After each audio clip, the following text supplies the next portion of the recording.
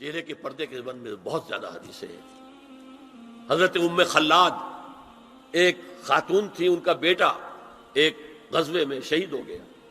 وہ اس کے بارے میں کچھ پوچھنے کے لیے حضور کے پاس آئی، صحابہ بیٹھے ہوئے تھے تو انہوں نے نقاب ڈالا ہوا تھا. منتقبۃ، نقاب کا لفظ بھی حدیث میں موجود ہے. اور یہ لوگ کہتے ہیں نقاب تو جو ہے یہ بعد کی پیداوار ہے، یہ لفظ کوئی ہے ہی نہیں. حجاب کا لفظ قرآن میں ہے، جلباب کا لفظ قرآن میں ہے، خمار کا ذکر قرآن میں ہے. اور یہ منتقبۃ، نقاب ڈالی. لوگوں نے کہا عجیب عورت ہے یہ، اس کا بچہ شہید ہو گیا ہے، مطلب یہ کہ سخت صدمے کی کیفیت ہے اور یہ اس وقت بھی اس نے نقاب ڈالی ہوئی ہے. تو انہوں نے جواب دیا ان ارزو ابنی لا ارزو حیائی، میں نے بیٹا کھویا ہے، اپنی حیا نہیں کھوئی ہے. یہ ہے ہماری تہذیب، یہ ہمارا تمدن، اسی پر ہمارے گھر بنتے تھے. یہ تو مغربی تہذیب نے آ کر ہمارے گھر بنائے، آگے سے کھلا پیچھے سے کھلا، کھلا ہی کھلا. ہمارے گھر چار دیواری ہوتا، آج چار دیواری ہے کہاں؟ فرش التراب يضمني. لیکن ایک عارضی محرم اور ابدی محرم میں فرق کر دیا انہوں نے. عارضی محرم کیا ہے؟ سالی جو ہے وہ عارضی محرم ہو گئی. کیوں؟ کہ جب تک اس کی بہن زندہ ہے جو آپ کی نکاح میں ہے، آپ کی شادی سالی سے تو نہیں ہو سکتی، تو جس سے شادی نہیں ہو سکتی وہ محرم ہو گیا. تو یہ عارضی محرم ہے. ہاں اگر آپ کی زوجہ فوت ہو جائے تو پھر نکاح ہو سکتا ہے. یہ عارضی اس وجہ سے ہے، پھر وہ نامحرم ہو جائے گی. تو اس اعتبار سے یہ ایک فتنہ ہے جو اس دور میں اٹھا ہے. محرم کوئی عارضی نہیں ہوتا، محرم وہی ہے جو ابدی محرم. دیکھیے دیور جبکہ اس کا شوہر ابھی زندہ ہو تو دیور سے پردہ کرے گی کہ نہیں؟ شادی تو نہیں ہو سکتی. ہاں بھائی مر جائے تو شادی ہو سکتی. اس کو انہوں نے کہہ دیا یہ عارضی محرم. اسی طریقے سے بھابھی جبکہ بھائی ابھی زندہ ہے، پردہ نہیں، وہ شادی نہیں ہو سکتی. بھائی فوت ہو جائے شادی ہو سکتی، عارضی ہو. یہ بالکل غلط ہے، بہت بڑا فتنہ ہے.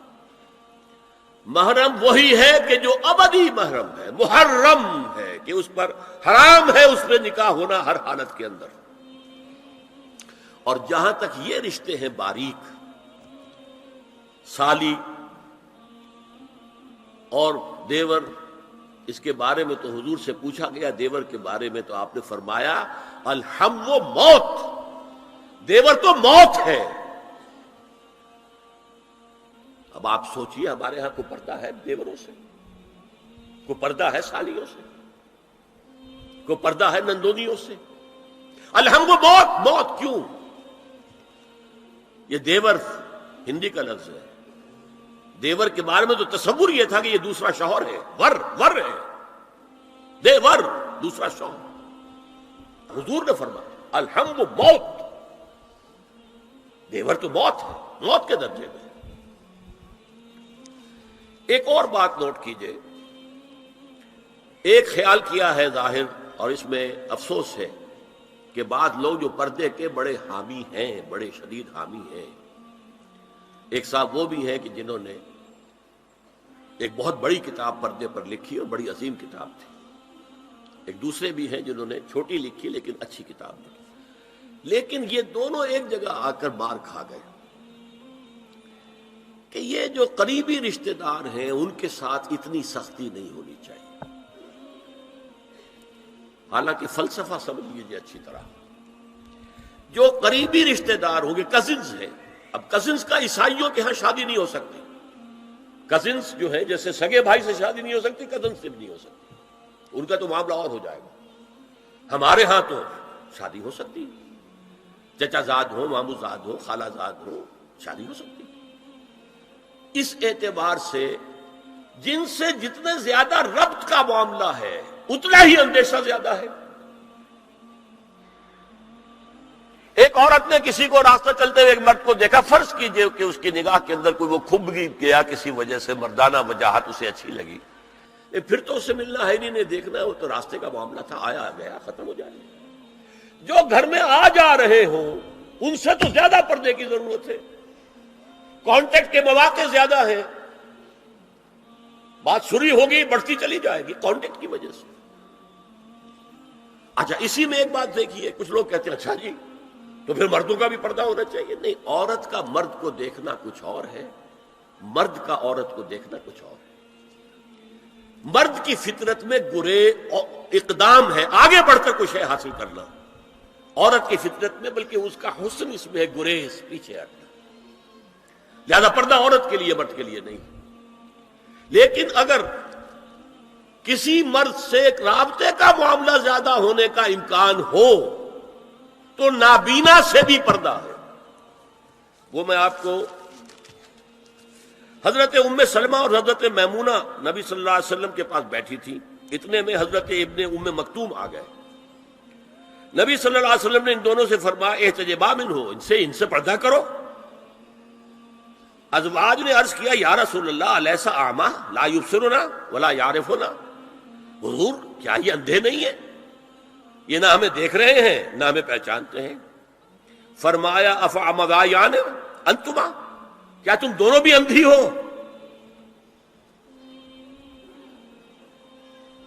الا تبصران ہی، کیا تم نہیں دیکھ رہی ان کو؟ حضرت ام سلمہ تصریح کرتی ہیں ذالک بعد ان امر بالحجاب، یہ جب حجاب کا حکم آ گیا تھا تب حضور نے پھر یہ حکم دیا۔ اس کی وجہ کیا تھی؟ حضرت عبداللہ ابن مکتوم کا گھر میں آنا جانا تھا، تو اگرچہ اندھے ہیں لیکن یہ کہ یہ بار بار کا آنا جانا اس سے فتنے کا ایک دروازہ کھل سکتا ہے، اس دروازے کو بند کر دیا گیا۔ حضرت عائشہ کے پاس ایک نابینا آیا تو انہوں نے اس سے پردہ کیا، کہا گیا کہ آپ اس سے پردہ کیوں کرتی ہیں، یہ تو آپ کو نہیں دیکھ سکتا۔ جواب میں حضرت ام المومنین نے فرمایا لاکنی انظر الیہ، میں تو اسے دیکھ رہی ہوں نا۔ عورت مرد کو دیکھے، البتہ یہ کہ عام حالات میں آپ بازار میں چل رہے ہیں، عورت جا رہی ہے، کوئی باہر نکلنا پڑا ہے، تو اس حالت میں اگر وہ مرد کو دیکھتی ہے تو اس میں در حقیقت وہ فتنہ نہیں ہے کہ جو گھر میں آنے جانے والے لوگوں کا ہے۔ تو جو یہ کزنز ہیں، جو قریبی رشتہ دار ہیں، جن کا آنا جانا زیادہ ہے، ان سے زیادہ سخت پردہ ہونا چاہیے بنسبت اجنبیوں کے، کہ اجنبیوں سے آج اگر کوئی دیکھ بھال ہوئی ہے تو اس کے بعد پتہ نہیں پھر کبھی دیکھے گا بھی کہ نہیں یا دکھے گی کہ نہیں۔ میں تو آپ کو سنا نہیں سکا، میرے پاس تو بہت زیادہ حدیثوں کا مواد تھا۔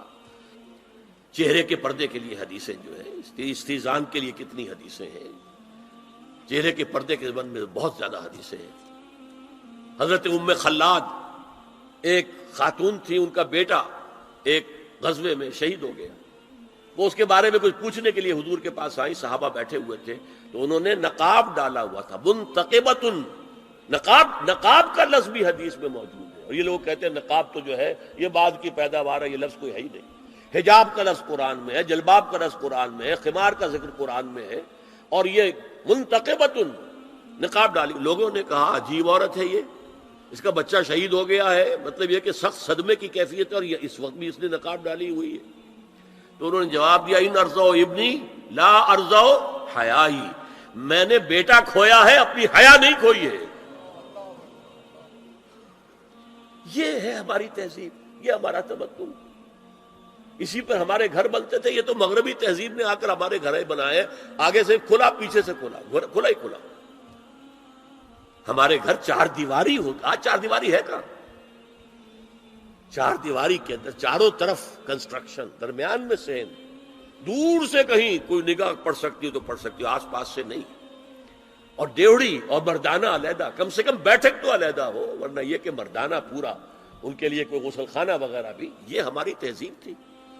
اسپین کا آرکیٹیکچر پوری دنیا میں مشہور ہے، اور وہ یہی تھا، مورش آرکیٹیکچر، اس کو مورس کہتے تھے وہ عربوں کو، وہی تھا، مرد گھر اس طرح کے بنتے تھے۔